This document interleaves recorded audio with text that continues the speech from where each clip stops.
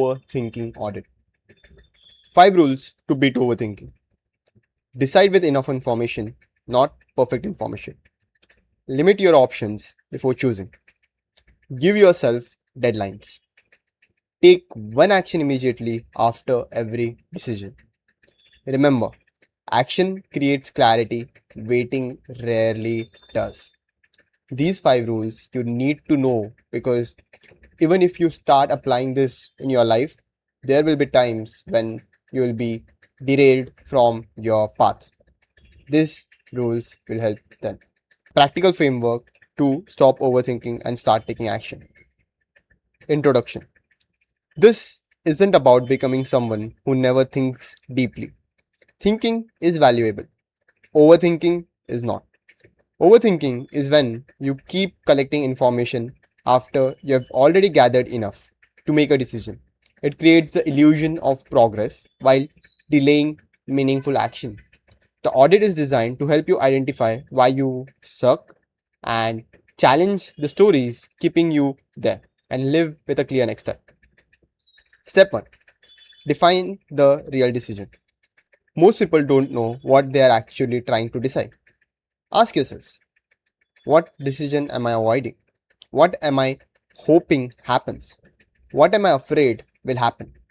Write one sentence. The decision I need to make is, you need to be honest with yourself. You need to answer, what decision am I trying to avoid? What is something that I want to do, but internally I'm trying to avoid? Once you know that, we'll move towards step 2, the root cause. What is actually stopping you? You need to find the best fit, or you need to find what is actually stopping you. I don't have enough information. I have too many options. I'm afraid of making the wrong decision. I want the perfect outcome.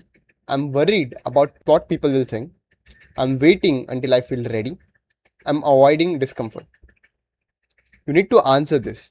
Knowing this will help you find the root cause of your suffering. Moving towards third step, which is challenge your thoughts. For every fear, ask these 3 questions. What evidence does it support? What evidence goes against it? If my best friend had this problem, what advice would I give them? This will help you calm you down your thoughts, the arising anxiety thoughts of overthinking. 4. Calculate the cost of waiting. Overthinking has a price. Everything has a price, to be honest. Write down what delaying this decision is costing you. Let's say you want to learn a skill. What is it costing you? Time-wise, how much time is it costing you? Money-wise, how much money is it costing you? Energy-wise, how much energy is it costing you? Confidence, how much confidence? Relationship, opportunities. You need to answer, if you delay this decision, how will all of these areas be affected in your life? If you continue waiting for another 6 months, where will you be? And would you like that position? 5. The 80% rule. Does one option already solve at least 80% of my problem? If yes, choose it. Stop searching for perfection. There's no perfection. Progress beats perfection every single time. Write your choice. I choose.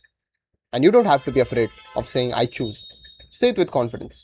Choose it and work with it. Step 6. Turn decisions into action. A decision without action changes nothing. Break your decisions into smallest possible step. Complete this sentence. Within the next 24 hours, I will. When will I do it? Date, time, where. Step 7. Remove excuses. Find these sentences. If I don't do this, the most likely excuse will be.